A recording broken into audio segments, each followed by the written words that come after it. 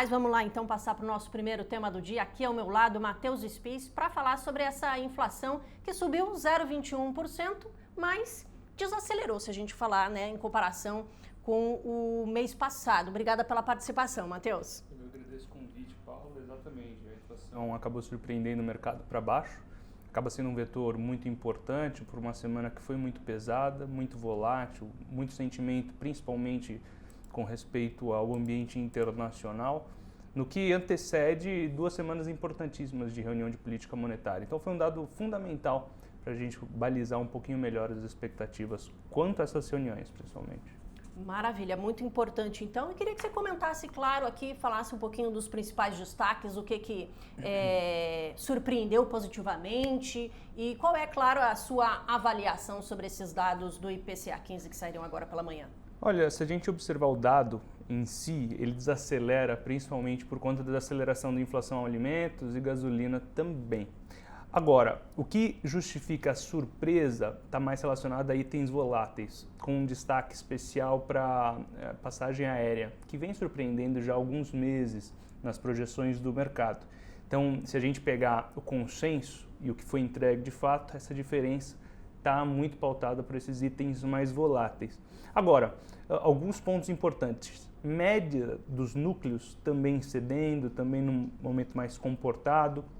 Difusão, que é quanto o dado está se espalhando, ou seja, quanto a inflação está se espalhando por entre os itens da cesta, também cedendo. Então, são vetores importantes neste momento.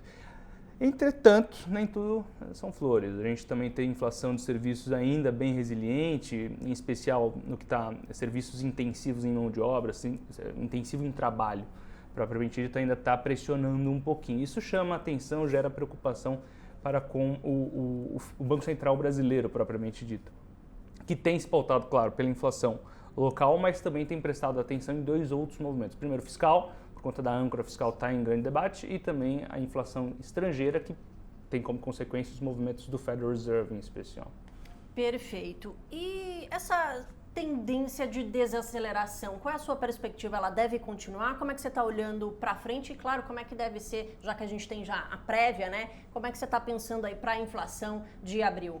Olha, a gente teve um soluço inflacionário no primeiro trimestre, todo mundo observou isso, está nos dados, no Brasil, lá fora. E também teremos mais atividade do que se pressupunha. Então a gente vai ter a trabalhar com um crescimento maior. Se a gente tem mais crescimento, a gente tem uma inflação acima do que a gente previa. Isso é natural. Ainda assim, por mais que seja uma inflação teimosamente mais resistente ou uma inflação levemente acima do que se esperava, a gente ainda deve continuar vendo um processo de normalização, ainda que ele seja mais lento, mais difícil de ser combatido. A gente observa isso principalmente nos Estados Unidos, que o Enzo poderá comentar com mais detalhes no PCE, que vem em linha com o esperado. Agora, o processo de desinflação, ele não está interrompido. Ele foi postergado, ele foi atrapalhado, talvez ele seja mais lento, mas ele não está interrompido. Como isso dialoga com política monetária? A gente vem de sucessivos cortes de 50 pontos base. Já na última reunião, o Banco Central cortou o forward guidance, pelo menos o plural do forward guidance, manteve só a projeção de mais um corte de 50 pontos para essa reunião de agora, do começo de maio, entre dia 7 e dia 8 de maio. Esse dado ter vindo abaixo do esperado, do ponto de vista doméstico, permite com que ele mantenha o que ele contratou de 50 pontos e venha com um comunicado hawkish. Por quê? Por que ele viria com um comunicado hawkish? Porque, primeiro, tem a âncora fiscal que está abalada, então ele precisa de uma âncora monetária para justificar. E segundo, porque não sabemos qual será a própria movimentação do Federal Reserve na semana que vem. A reunião do Fed acontece entre o dia 30 de abril e 1º de maio. Se o Fed vier com um discurso muito hawkish, muito duro, ele vai precisar ponderar um discurso ainda mais duro aqui no Brasil. E por que eu comento isso? Porque nos últimos dias, nas últimas semanas, a gente observou muitos investidores, os mais cautelosos, já precificando uma desaceleração do ritmo de flexibilização nesta reunião de maio. Perfeito. Isso é uma possibilidade, isso não saiu da mesa, porque nas últimas falas que o Roberto Campos Neto, presidente do BC, tem se mostrado para o mercado, ele ancorou bastante das expectativas no cenário internacional, não no doméstico. Ou seja, tem mais peso para o internacional está mais conturbado, então ele já desaceleraria agora. Essa tese se mantém. O IPCA 15 permite com que quem defendia 50 pontos, ou a percepção de 50 pontos, se mantenha vivo, se mantenha no jogo. Se esse dado tivesse vindo ruim, daí já teria descartado mesmo. Como não veio, está na mesa ainda. E por que eu digo que está na mesa ainda? Porque é custoso também para o Banco Central jogar fora o próprio forward guidance, a própria comunicação. A gente observa que credibilidade importa demais. Existem papers científicos sobre esse tema. Ele contratar algo e não cumprir fere a credibilidade dele. Então é uma faca de dois gumes. Ele pode, claro, desacelerar o ritmo para tentar ancorar melhor do ponto de vista das expectativas e câmbio para nos estabilizar. Com a fala do Mário Henrique Simonsen, né? A inflação aleja, mas o câmbio mata. Então a gente precisa tomar cuidado com o câmbio, então de modo a não espremer tanto o diferencial de juros, o carry trade, ele poderia desacelerar, mas do outro lado, por que eu falo que é uma faca de dois gumes? Porque feriria a própria credibilidade. Então ele teria mais dificuldade na condução nos próximos meses. Isso é um ponto importante, que não pode ser deixado, porque esse é um Banco Central que já errou comunicação no passado e eu imagino que ele tenha aprendido com os próprios erros. O Federal Reserve, por exemplo, não aprendeu. Cometeu sucessivos erros de comunicação e continua cometendo. Agora, o Banco Central brasileiro, vamos ver se ele consegue conduzir melhor. Se a gente tem uma curva de aprendizado um pouquinho melhor, pelo menos nos últimos anos, a gente vai ver agora na semana, né? Dito isso, o que eu imagino? O processo de desinflação ele continua, ele vai ser mais lento, pelo menos no Brasil. Nos Estados Unidos é uma dúvida maior, tá certo? Tem esse medo de reaceleração da inflação. Cenário base, a desaceleração da inflação se mantém assim como no Brasil e possibilita um corte de juros ainda que tardio. Um cenário de cauda seria um cenário mais negativo, no qual ele já desaceleraria agora o ritmo, eu acho menos provável que isso aconteça, e daí lá a gente não sabe quando seria o corte de juros propriamente dito.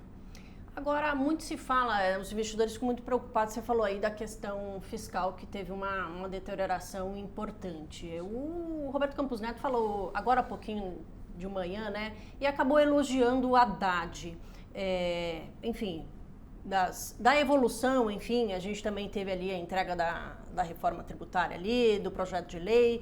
Em que medida aí os investidores precisam ficar preocupados com a questão fiscal? Bastante. A questão fiscal brasileira é o calcanhar de Aquiles. Tem sido já nos últimos anos, não é de agora, não é do governo Bolsonaro, isso vem desde o governo Dilma. Toda vez que a gente se propõe a uma âncora fiscal, ela fracassa. O próprio teto de gastos foi revisado 5 vezes antes de cair prematuramente, antes do que ele se propunha a durar. O próprio arcabouço fiscal novo, né, ele vem manco, ou seja, ele já vem sendo corrompido no sentido de deturpado, mesmo antes do primeiro ano de vigência. Então, a questão fiscal brasileira é muito delicada. E daí não existe isso de fazer comparativos de relação dívida-PIB do Brasil com países desenvolvidos ou até mesmo com outros emergentes que se propõem a crescer mais. Não existe essa comparação. Cada país tem a sua dinâmica de dívida. Então, assim, é muito problemático o movimento que a gente se encontra. O elogio do Roberto Campos Neto, de certa forma, ele tem mérito porque o Haddad, do ponto de vista político, tem conseguido algumas vitórias para a equipe econômica. Entretanto, o ajuste fiscal deste governo ele é muito pela ótica da arrecadação. E nós sabemos que é um governo mais frágil do ponto de vista político, não sabemos o quanto ele vai conseguir aumentar a arrecadação, principalmente no ano eleitoral. Então ele tem um prazo ali até agosto para conseguir aprovar alguma coisa. E assim, agosto, francamente, é logo depois do recesso, então teria que ter até antes do recesso. E tem outra prioridade que é a própria reforma tributária. Então existe muita dificuldade e muita dúvida ainda. Agora, o próprio Roberto Campos Neto não pode também macular a relação dele com o governo, sabendo que é o último ano de mandato dele, tem outras diretorias para serem indicadas por esse governo, não pode criar um ambiente ruim. Até mesmo porque o Brasil prosperou quando o ambiente ficou melhor entre o governo e o Banco Central, institucionalmente falando. Então, esse elogio dele tem seus interesses, mas tem seu mérito também. E, claro, a questão fiscal é muito importante porque ela deturpa os vértices mais longos da curva de juros, né, a credibilidade do governo de pagar e, consequentemente, prejudicando esses vértices mais longos, essas taxas de juros mais longos, a gente tem consequência para os valuations dos ativos. Eles são descontados a taxas de juros maiores e, portanto, valem menos hoje. É por isso que a gente vê tanta volatilidade, tanta incerteza, a gente não consegue ancorar muito bem. Novamente, a gente tem juros reais longos pagando muito no Brasil. Isso não é sustentável a longo prazo. Ou algo tem que ser desequilibrado para essa conta fechar. Ou a gente resolve a questão fiscal e esses juros devolvem, ou a gente inflaciona a economia, alguma coisa estoura, né? Ou a gente resolve esse problema. E assim, resolver esse problema não é fácil, né? Precisa cortar na carne, precisa contingenciar gastos. A gente viu, por exemplo, o ajuste fiscal do Javier Milei na Argentina, né? Podemos ter muitas críticas a ele, né? Porque ele emula, de certa forma, o que foi feito no ajuste fiscal do Paulo Guedes. Dói muito para a economia.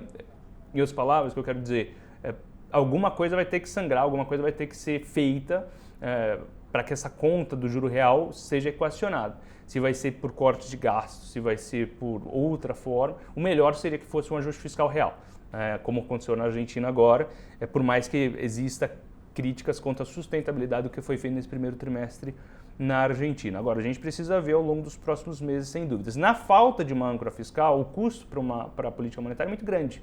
Então, ele precisa dar mais juros, essa seria a resposta. Parece contraintuitivo, mas é assim que funciona.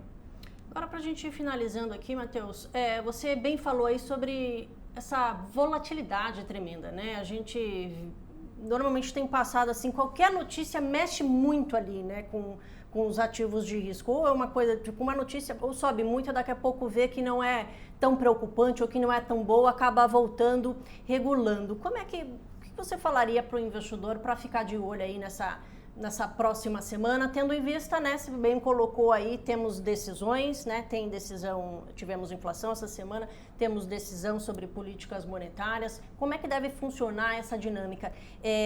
Deve permanecer essa volatilidade extremamente alta? Com certeza, assim, no curto prazo a gente chegou a conversar antes, é bem volátil, vai se manter assim, não tem muito para onde correr, até que a gente tenha maior previsibilidade de queda de juros lá fora e, consequentemente, continuidade do processo do ciclo de queda de juros aqui no Brasil. Curto prazo vai ser conturbado sim, semana que vem tem reunião de política monetária nos Estados Unidos, na subsequente tem reunião de política monetária no Brasil, então as próximas semanas ainda vão ser difíceis para o mercado, a menos que tenha uma conclusão positiva que eu acho difícil também, acho que é mais neutro para negativo do que qualquer outra coisa. Mas manter o sangue frio, né? Não ficar aí certo, muito... Sem dúvida, não pode ser emocionado, né, nesse momento. Perfeito. Obrigada, Matheus, pela participação para a gente finalizar essa semana aqui muito bem com as suas análises. Obrigadão. Eu que agradeço. Até mais, até a próxima. Bom final de semana. Obrigado.